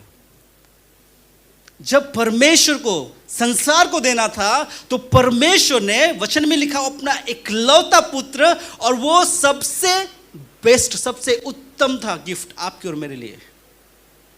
मतलब परमेश्वर के सम्मुख में उसके बेटे से बड़ा और कुछ नहीं था। क्या एक बाप के लिए बेटे से बड़ा और कुछ हो सकता है? उसकी धन संपत्ति हो सकती है। अगर अंबानी को भी बोलेंगे कि आप चूज करो अपने बेटे या संपत्ति, तो वो क्या करेगा? वो अपना बेटे को ही चुनेगा, बोलेगा संपत्ति तो हम बाद में भी कर लेंगे, हमको नॉलेज है, हमको आइडिया है, मैंने जिस प्रकार से ये संपत्ति बनाया है फिर उसी रीति से मैं दोबारा अपनी संपत्ति को बना लूँगा, लेकिन अगर मैं बेटे को खो दूँ तो फिर वो दोबारा वो नहीं आएगा। सो आपके और मेरे लिए हम जो मेहनत करते हैं, हम जो दिन रात पसीना बहाते हैं और कमाते हैं, वो किसके लिए कमाते हैं? किसके लिए कमाते हैं? माँ बाप बताइए किसके लिए कमाते हैं? ऑब्वियसली हम अपने बच्चों के लिए कमाते हैं, हम खुद के लिए नहीं कमाते हैं। हम अपना पेट काटते हैं और अपने बच्चों को खिलाते हैं, क्योंकि वो मेरे लिए सबसे बड़ा संपत्ति है, सबसे बड़ा धन है, वो सबसे उत्तम चीज़ जो है वो मेरा संतान है। सो जब परमेश्वर को इंसान को देना था तो परमेश्वर ने अपने सोने चांदी में से नहीं दिया, अपनी धन संपत्ति में से नहीं दिया, परमेश्वर ने अपना उत्तम दिया है, परमेश्वर ने अपना बेस्ट दिया है। और इसलिए परमेश्वर वचन में लिखा हुआ है कि परमेश्वर ने आपसे और मुझसे इतना प्रेम किया। सोचिए वो प्रेम कैसा प्रेम था कि उसने अपना एक लौते को दे दिया। और वो इसलिए नहीं दिया कि वो प्रभु यीशु मसीह संसार में आकर हम पापियों को क्या करे, दंड दे, सजा दे कि तुम पापी हो, तुम पापी हो, तुम पापी हो। लेकिन परमेश्वर ने अपने बेटे को इसलिए दिया ताकि वो क्रूस पर आपकी और मेरे लिए मारा जाए। कि आप देंगे अपने बेटे को? आपके बगल में अगर कोई बबलू चिंटू रहता है जो बहुत बदमाशी करता है, शरारत करता है, और उन्होंने हत्या कर दिया, अब उनको क्या मिला? कोर्ट में गया और उनको प्राणदंड मिला, कोर्ट उन्हें सजा दिया कि इनको सूली पे चढ़ाओ, उनके फांसी पे चढ़ाओ। तो क्या आप अपने बेटे को देंगे उस बबलू और चिंटू के लिए कि मैं अब बबलू चिंटू से बहुत प्यार करता हूं, आप मेरे बेटे को ले जाइए, इनको छोड़ दीजिए? आप देंगे? हम नहीं देंगे, क्योंकि मेरा बेटा मुझे सबसे प्यारा है, वो बबलू चिंटू मैं नहीं पहचानता हूं। लेकिन हमारा परमेश्वर जो इतना प्रेमी था, आपसे मुझसे इतना प्रेम किया कि उसने अपने एक लौते बेटे को आपके और मेरे लिए दे दिया, ताकि वो आपके और मेरे लिए उस क्रूस पर मारा जाए। और हमने पैशन वीक, हमने वो पैशन ऑफ क्राइस्ट हमने देखा था गुड फ्राइडे के दिन। मैं आपको बताना चाहता हूं, जितनों ने देखा या आपने देखे होंगे पैशन ऑफ क्राइस्ट फिल्म, जो प्रभु यीशु मसीह को जो ताड़ना पड़ी है, जो दुख उन्होंने सहा है, जो उस टेलीविज़न पर दर्शाया गया है, मैं आपको बताना चाहता हूं वो 10 से 20% ही दिखाया गया है, 100% नहीं दिखाया गया। जो प्रभु ने जो दुख सहा है वो टीवी में जो पिक्चर में दिखाया वो 10 to 20%। इसका मतलब प्रभु यीशु ने उससे भी कहीं ज्यादा दुख आपके और मेरे लिए सहा है। आपके और मेरे लिए जो कष्ट सहा है वो सहने से बाहर है, लेकिन पिता ने आप और मुझे क्या दिया? अपना उत्तम दिया। क्या दिया? अपना उत्तम, अपना बेस्ट, अपना इकलौता। तो जब आज आपकी और मेरी बारी है परमेश्वर को देने को, तो आज आप और मैं हम क्या देते हैं? आज आप और मैं हम क्या देते हैं? क्या आपका बेस्ट है? आज आपका क्या बेस्ट है? सो आज आप और मुझे हमें डिसाइड करना है कि परमेश्वर के लिए ये मेरा भेंट, परमेश्वर के लिए ये मेरा दशवांश, ये बेस्ट है। आप 1 रुपया देते हैं या 100 रुपया देते हैं, आप ताइद देते हैं या आप 90% देते हैं, लेकिन जो आपका बेस्ट है क्या आज आप परमेश्वर को देते हैं? आप अपना बेस्ट क्या आप अपने परमेश्वर को देते हैं? सो आज आपको मुझे हमें विचार करना होगा, बैठकर हमें सोचना होगा कि क्या मैं अपने परमेश्वर को अपना उत्तम देता हूं, अपना बेस्ट देता हूं। देने में भी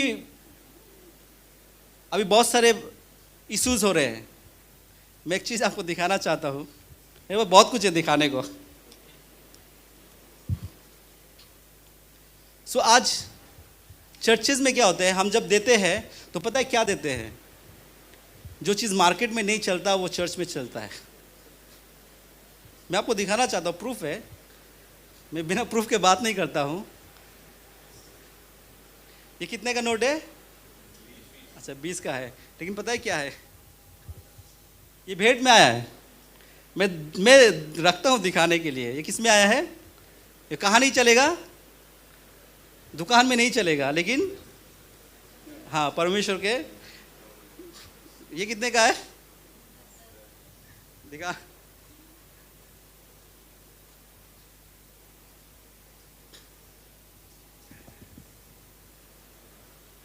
कहाँ चलता है? दुकान में नहीं चलते, लेकिन कहाँ चलता है? चर्चेज में चलते हैं। छोटा कॉइन, छोटा कॉइन आजकल छोटा कॉइन दुकान में नहीं लेते हैं, लेकिन कहाँ चलता है? कौन देख रहा है? सबसे छोटा तो पता तो चल ही जाता है। आज आप और मैं हम क्या दे रहे हैं? आज आप और मैं हम बैठकर हमें डिसाइड करना है कि हम परमेश्वर को क्या दे रहे हैं, कितना उत्तम दे रहे हैं। अगर आप 10 भी दे रहे हैं ना, तो सबसे नया दीजिए, क्योंकि वो आपका उत्तम भेंट होगा। हालेलुया। सबसे नया। आप जब पॉकेट, आप जब पर्स में, अगर आप जब अपने पॉकेट में जब आप नोट खोजते हो ना, आप सबसे नया खोजिए, क्योंकि आप किसी ऐरे गैरे को नहीं दे रहे हैं। आप किसी ऐरे गैरे को नहीं दे रहे हैं। हम लोग ऐरे गैरे को जो तो दे देते हैं। कोई भिखारी आता है तो हम लोग उसको 1 रुपया 54 हम छोटा वाला कॉइन पकड़ा। आजकल तो भिखारी भी 1 रुपया छोटा वाला दीजिए ना, मुंह पे मारेगा आपके। ये दीजिए ना, फटा हुआ नीचे आपके मुंह में मारेगा, बोलेगा ये नहीं चलता है, बोलेगा। लेकिन आज आप और मैं, हम जो भिखारी नहीं लेता है, वो चीज आज हम किसको दे रहे हैं? जो राजाओं का राजा, जो प्रभु का प्रभु है, जिनको इन सारी चीजों की कोई भी कमी नहीं है। वो इसके लिए आपके पास नहीं आता है। लेकिन जब आप और मैं, हमारी बारी आती है परमेश्वर को देने के लिए, तो हम ये चीज देते हैं। एक व्यक्ति के पर्स में 3 प्रकार के रुपए थे। एक 2000 का नोट था, एक 500 का नोट था, और एक 1 रुपया का कॉइन था। तो तीनों में लड़ाई हो गया, झगड़ा हो गया। 2000 का नोट बोल रहा है कि मैं सबसे बड़ा हूँ, क्योंकि मैं 2000 का हूँ। और जब 2000 पर्स में रहता है, तो वो आदमी का रुतबा थोड़ा बड़ा हो जाता है, क्योंकि कितना है? हाँ, 2000 का नोट है। और 2000 का नोट लेकर हम कहीं भी जा सकते, शॉपिंग मॉल में जा सकते हैं, हम रेस्टोरेंट में जा सकते हैं। कहीं भी जाए तो हमें लज्जित होना नहीं पड़ेगा, क्योंकि सबसे बड़ा नोट मैं हूँ। और 2000 बोल रहा है कि इसीलिए मैं सबसे बड़ा हूँ। 500 का नोट बोल रहा है नहीं नहीं नहीं नहीं नहीं, सबसे बड़ा कौन हूँ? मैं हूँ, क्योंकि मैं 500 का नोट हूँ। और मैं क्या करता हूँ? मैं परिवार के घरों में रहता हूँ, और मैं मार्केट में ज़्यादा चलता हूँ। अगर सब्जी बाजार, चिकन लाए, मटन लाए, चावल लाए, सब्जी लाए, तो उसमें आप 2000 का नोट क्या करेंगे? बेचारे पास खुजरा नहीं होता है, तो ज़्यादातर कौन सा नोट चलता है?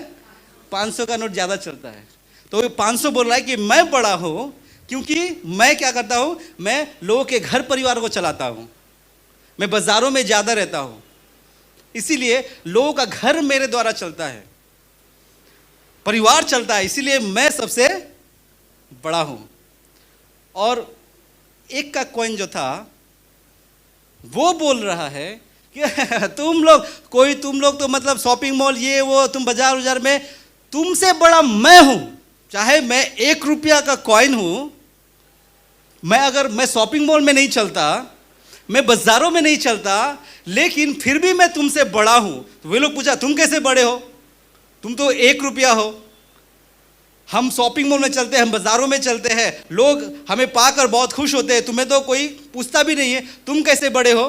तो वो 1 का कॉइन बोल रहा है, मैं तुम लोगों से इसलिए बड़ा हूं क्योंकि तुम तो शॉपिंग मॉल में खर्चे होते हो, तुम बाजारों में खर्चे होते हो, लेकिन मैं परमेश्वर के दान पात्र में दिया जाता हूं, मैं परमेश्वर के भेंट पात्र में दिया जाता हूं, मैं परमेश्वर के भवन में दिया जाता हूं, परमेश्वर के भवन में, इसलिए मैं तुम दोनों से बड़ा हूं। सच में आज आप और मैं हम बैठकर हमें अपने जीवन को इवैल्यूएट करना है, हमें जांचना है कि मेरे घर में सबसे बड़ा रुपया कौन सा है, 1 का है, 500 का है कि 2000 का है। आज जब आप और मैं हम परमेश्वर को जब हम देते हैं, हम क्या देते हैं? आज अपने आप से पूछिए कि हम क्या देते हैं। कितना देते हैं मत पूछिए। मैं आपको ये नहीं सिखा रहा हूं कि आप कितना दीजिए, आप 10 दीजिए, आप 20 दीजिए, आप 30 दीजिए, आप 40 दीजिए, आप क्या दीजिए, आप क्या देते हैं? क्या आप अपना बेस्ट देते हैं? आप जब आप मुट्ठी निकालते हैं पॉकेट से, तो आपको लगता है कि आज आपने परमेश्वर को बेस्ट दिया है, आज अपना उत्तम दिया है। आइए हम लोग एक स्टोरी पढ़ेंगे, मरकुस रचित सुसमाचार 12 अध्याय का 41 से लेकर 49 पद तक। मरकुस रचित सुसमाचार, मार्क चैप्टर 12 वर्स 41 to 49। वह मंदिर के भंडार के सामने बैठकर देख रहा था कि लोग मंदिर के भंडार में किस प्रकार पैसे डालते हैं, और बहुत से धनवानों ने बहुत कुछ डाला। इतने में एक कंगाल विधवा ने आकर 2 दमड़ियां जो एक अधेले के बराबर होती है डाली।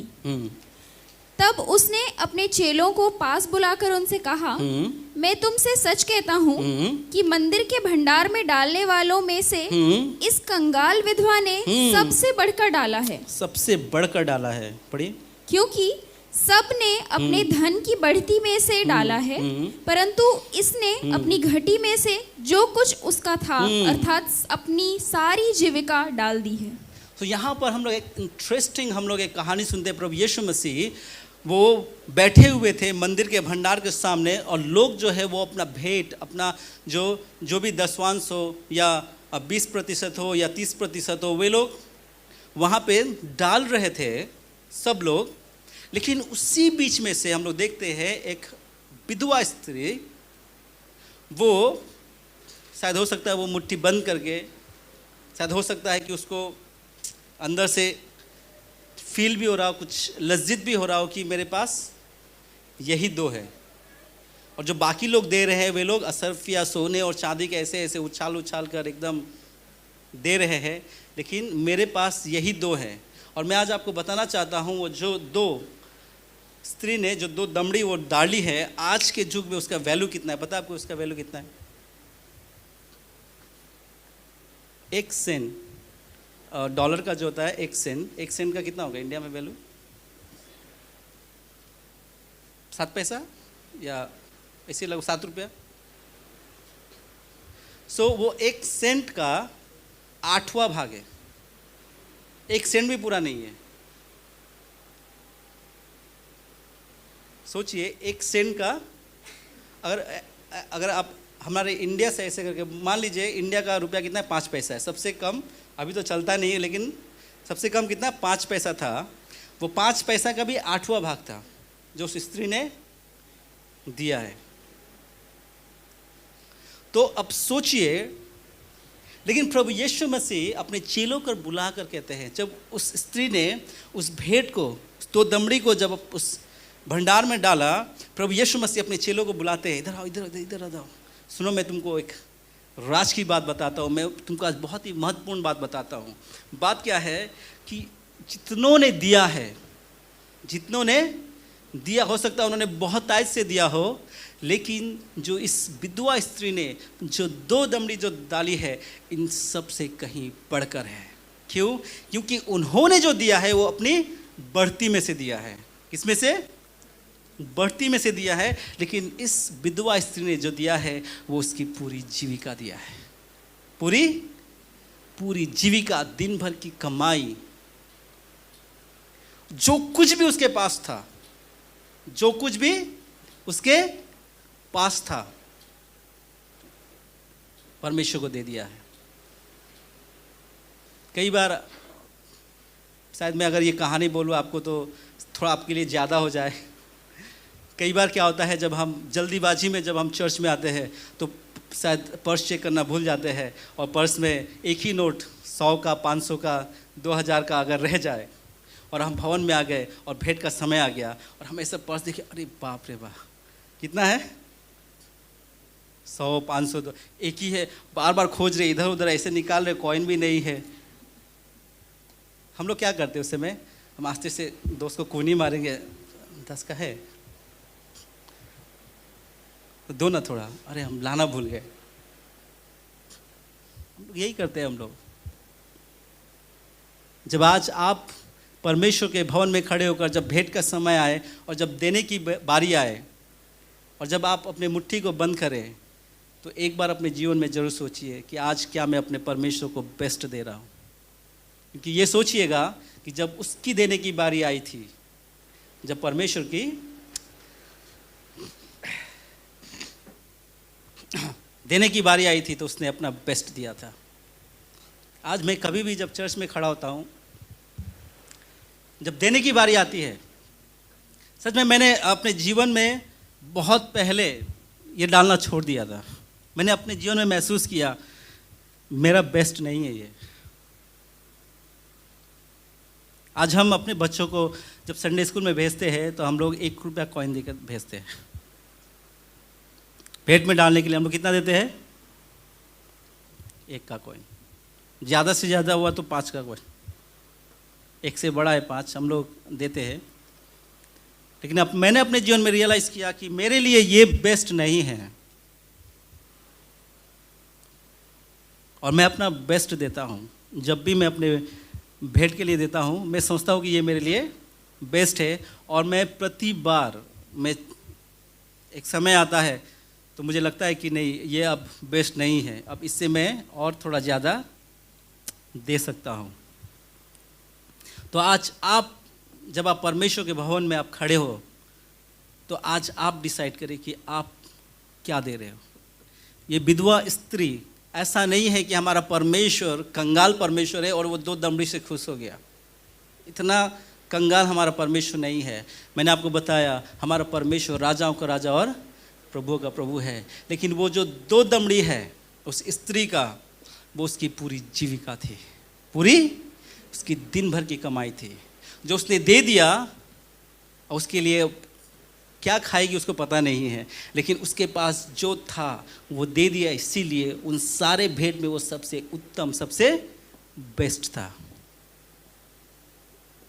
आज आप क्या दे रहे हो? और ये चीज़ जो आज ये विधवा स्त्री के विषय में जो हम पढ़ते हैं, वास्तविकता में प्रभु यीशु मसीह यहाँ पे और एक सीख देते हैं और एक शिक्षा देते हैं कि आज हम 10वां अंश पे ही हम लोग क्या है अभी तक लटके हुए हैं। मलाकी 3 का 10, क्या तुम अपने 10वां अंश परमेश्वर के भंडार में लाओ। लेकिन प्रभु यीशु मसीह आज ये शिक्षा देकर हमें ये सिखाते हैं कि आज 10वां अंश से भी बढ़कर आप दे सकते हो। वो आप डिसाइड करो कि वो आप कितना होगा। 10वां अंश से बढ़कर आप 20, 30, 40, 50, 100, 90। आज कोलगेट कंपनी अपना 90% आप परमेश्वर के भवन में देता है। कितना? 90%। और परमेश्वर उसके टर्नओवर को उतना ही ज़्यादा बढ़ा रहा है। और अब मैं आपको बताना चाहता हूँ, जब मैं बचपन में जब हमारा होश ज्ञान भी नहीं था, तब भी हम लोग कोलगेट से ही ब्रश करते थे। और आज भी हम लोग उसके बीच में पेप्सोडेंट, तो रेड पेस्ट, तो लाल दंत मंजन, तो वो, तो ये, तो हेन, तो तेन। लेकिन आज भी अगर आप मार्केट में दुकान में जाते हैं तो आप क्या बोलते हैं? कोलगेट दीजिए ना बोलते। पता है क्यों? क्योंकि वो जो परमेश्वर को देता है वो अपना बेस्ट देता है। और इसीलिए आज तक वो कंपनी चल रहा है, क्योंकि जो आप परमेश्वर को देते हैं, परमेश्वर उससे कहीं ज़्यादा गुना आपको लौटाने में सक्षम है। हालेलुया। सोचिए, इसीलिए ये जो शिक्षा है परमेश्वर आज आपको मुझे हमें सिखाता, 10वां अंश से बढ़कर। लेकिन ये प्रेशराइज नहीं है आपके ऊपर में, ये मैंडेटरी नहीं है आपके ऊपर में, लेकिन ये है, ये आप डिसाइड करेंगे कि आपका बेस्ट क्या है। 10वां अंश आपका बेस्ट है, 10वां अंश दीजिए। आप कहेंगे नहीं, 20% में देना चाहता अपनी कमाई का, वो आपका बेस्ट है, वो दीजिए। आपके लिए आपका बेस्ट क्या है। जब आप भवन में खड़े होते हैं, आपके लिए आपका बेस्ट क्या है। जब आप अपने मुट्ठी में आप उस भेंट को लेते हैं, तो आप एक बार जरूर सोचिए कि क्या आज ये मेरा बेस्ट है, और फिर वो परमेश्वर के भेंट में दीजिए।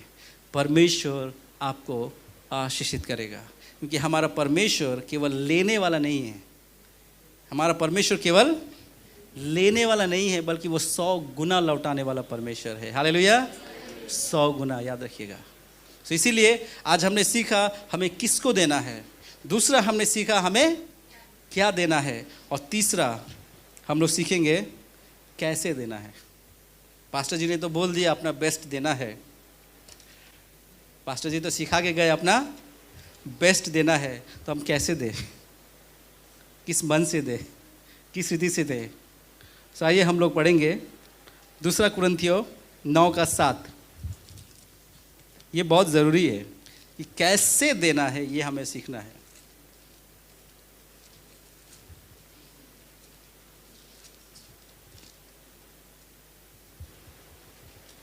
हर एक जन जैसा मन में ठाने वैसा ही दान करे, न कुड़ के और न दबाव से, क्योंकि परमेश्वर हर्ष से देने वाले से प्रेम रखता है। तो यहाँ पे परमेश्वर वचन कहता है हर एक जन जैसा मन में ठाने वैसा ही भेंट करे, न कुड़कुड़ा कर, सॉरी, और न कुड़कुड़ा के और न दबाव से, न कुड़कुड़ा कर और न दबाव से, क्योंकि परमेश्वर हर्ष से देने वाले से प्रेम रखता है। सो आज आपको किसको देना है आपने सीखा, क्या देना है आपने सीखा, और अब अंतिम बात हम सीखेंगे कि कैसे हमें देना है। जब आज आपको मैं सिखा कर जा रहा हूं कि हमें क्या देना है, अपना बेस्ट उत्तम देना है, तो कैसे देना है।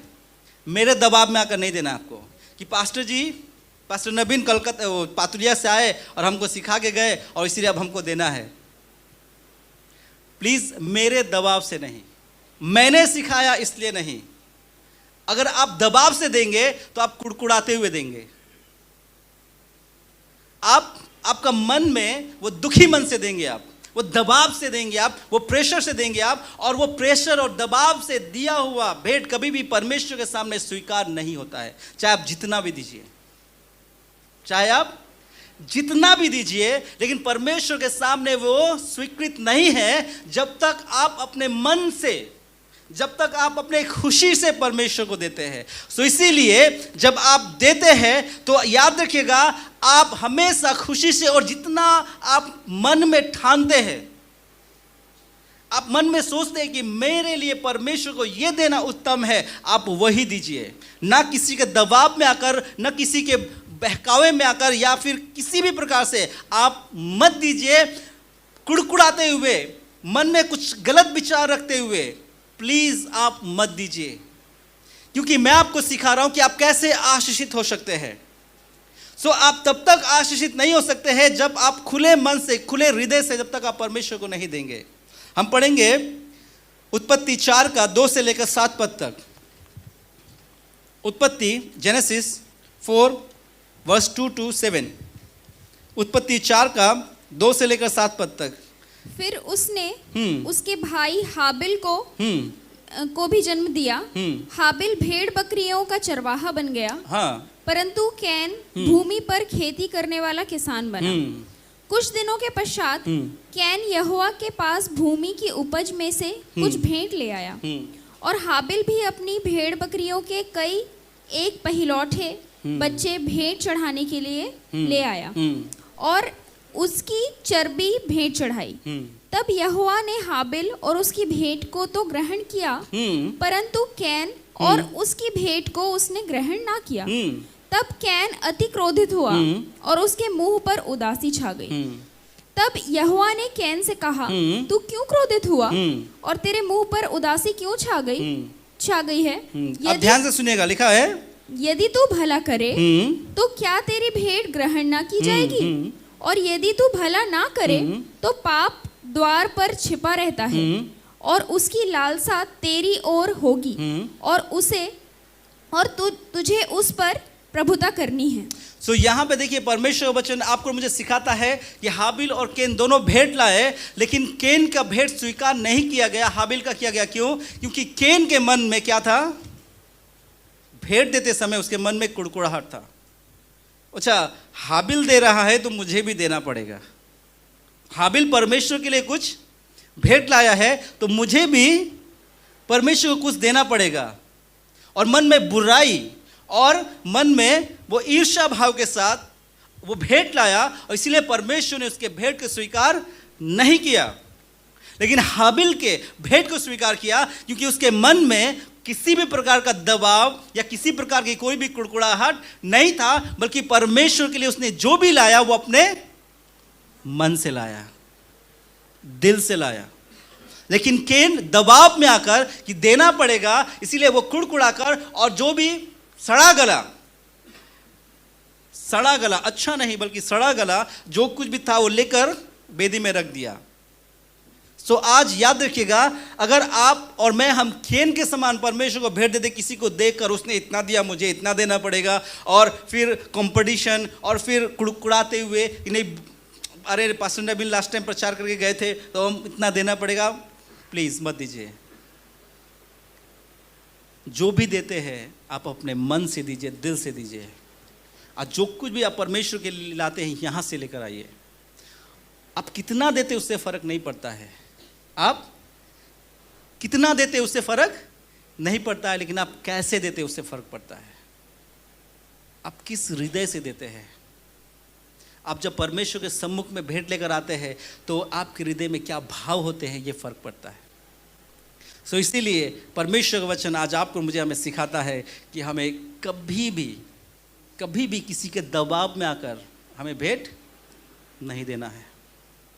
कुड़कुड़ा कर, मन में कुछ बुरी भावना रखकर, कुछ पीड़ा रखकर, कष्ट रखकर हमें देना नहीं है।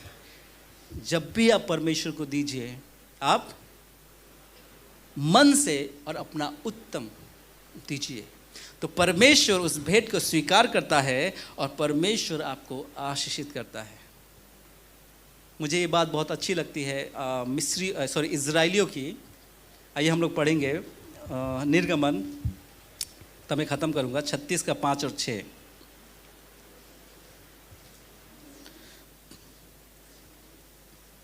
निर्गमन 36 5 और 6। और कहने लगे, हाँ। जिस काम को करने की आज्ञा यहोवा ने दी है, हाँ। उसके लिए जितना चाहिए, हाँ। उससे अधिक वे ले आए हैं। तब मूसा ने सारी छावनी में इस आज्ञा का प्रचार करवाया, क्या पुरुष क्या स्त्री कोई पवित्र स्थान के लिए और भेंट ना लाए। तो यहाँ पर देखिए, एक्चुअली ये अब घटना पढ़ेंगे तो परमेश्वर ने मूसा को तंबू बनाने के लिए कहा था, और उस तंबू के लिए जो भी ज़रूरतें थी वो सारी चीज़ें बनाने के लिए कहा था। और मूसा ने इजराइलियों को कहा कि परमेश्वर के तंबू और उनकी सारी चीज़ों को बनाना है, इसलिए आप क्या करो, अपने जो भी आपके पास है, गहने गुहने जो भी है आपके पास लेकर आओ, ताकि हम परमेश्वर के लिए वो तंबू और परमेश्वर की वो सारी तंबू की ज़रूरतों को हम बना सके, उसे पूरा कर सके। और इजराइली जब वो लेकर आए, परमेश्वर के वचन में लिखा हुआ है कि जिस काम को करने की आज्ञा यहोवा ने दी है, उसके लिए जितना चाहिए उससे अधिक वो ले आए। उससे, हाँ, इजराइली कुछ अच्छा किया ना किया, यहाँ पे बहुत अच्छा किया था।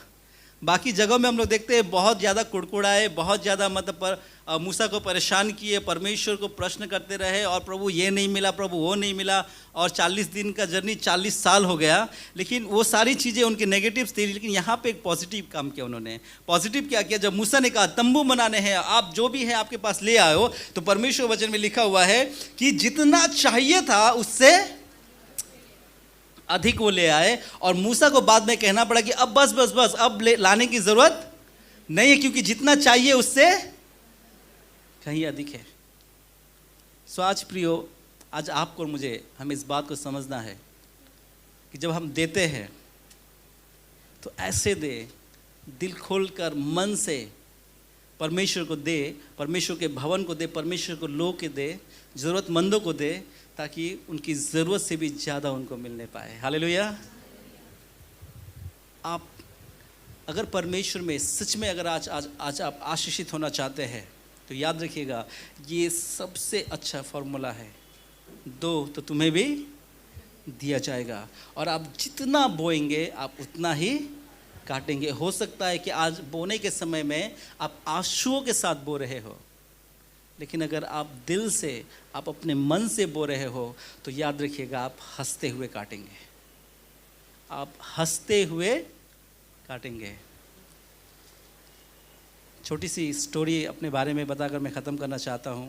प्रभु मुझे प्रेरित किया, मैं अपना विषय में ज़्यादा बताता नहीं हूँ, लेकिन जस्ट जब मैंने सेवा स्टार्ट किया था हमारे चर्च में, और जब प्रभु के लोग भाई लोग आते थे, तो उस समय मतलब इतना बड़ा भी चर्च नहीं था हमारा, बहुत छोटा था और एक रूम में चलता था। लेकिन संडे चर्च ख़त्म होने के बाद, मैं जस्ट एक छोटा सा मैं शेयर करना चाहता हूँ। हमारा चर्च ख़त्म होने के बाद सारे यूथ भाई लोग मेरे घर में आते थे, और उस समय सच में मैं आपको बताऊं कि हमारे पास उतना हैसियत या उतना शायद नहीं था, लेकिन फिर भी जब सारे यूथ लोग, कम से कम 7, 8, 10 ऐसे यूथ लोग हमारे घर में प्रति संडे को आते थे, और मेरी वाइफ प्रतिदिन जो कुछ भी है उनके लिए पकाती थी, मतलब कभी मना नहीं किया। चर्च खत्म होने के बाद ये सच में मतलब, और मैं आपको बताना चाहता हूं कि प्रति संडे इतने लोगों को हम लोग खिलाते थे, लेकिन ये मन से किया हमने। और मैं आपको गारंटी देना चाहता हूं आज यहाँ पे खड़े होकर कि मैंने और मेरी वाइफ ने कभी भी किसी के सामने हाथ नहीं फैलाए आज तक। हो सकता है उस समय था वैसा परिस्थिति, कठिन समय थे, लेकिन फिर भी हमने कभी भी उस समय हमें और अच्छा लगता था उनको खिलाना, एक साथ बैठकर खाना, मतलब बहुत अच्छा लगता था उस समय, बहुत मजा आता था। और उतना हमारे पास होते नहीं थे, लेकिन फिर भी कभी भी मना नहीं किया, कभी भी ना नहीं किया। सच में मैं इस बात को महसूस करता हूँ कि कभी भी आज तक मैंने किसी के सामने आज तक हाथ नहीं फैलाया। मेरा परमेश्वर मेरी ज़रूरत को मेरे मांगने से पहले जानता है और वो उसको पूरा करता है। तो अगर आज आप जितना बोएंगे, हो सकता है आज आप आंसुओं के साथ बो रहे हो, लेकिन कल आप हंसते हुए काटेंगे। और मैं आज काट रहा हूँ, मैं परमेश्वर को धन्यवाद देना चाहता हूँ। तो प्रभु आप सबको आशीष दे और सहायता करे कि आज आप परमेश्वर के लिए बोइए।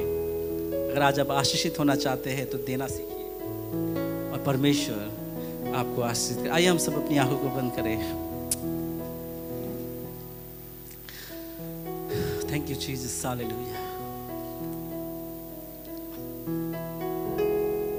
सच में प्रभु तुम महान है, तेरे पास किसी भी चीज की कमी घटी नहीं है परमेश्वर, लेकिन तू आज हमें सिखाना चाहता है प्रभु। हमारे देने से प्रभु आपका घर नहीं चलता है प्रभु, हमारे देने से आप बड़े नहीं होते हैं प्रभु, लेकिन आज आप हमें सिखाना चाहते हैं कि देना कितना जरूरी है, बीज बोना कितना जरूरी, क्योंकि यही आपने प्रकृति की सृष्टि को आपने बनाया है। जब हम देते हैं तभी हम काटते हैं, जब हम बोते हैं तभी हम काटते हैं। प्रभु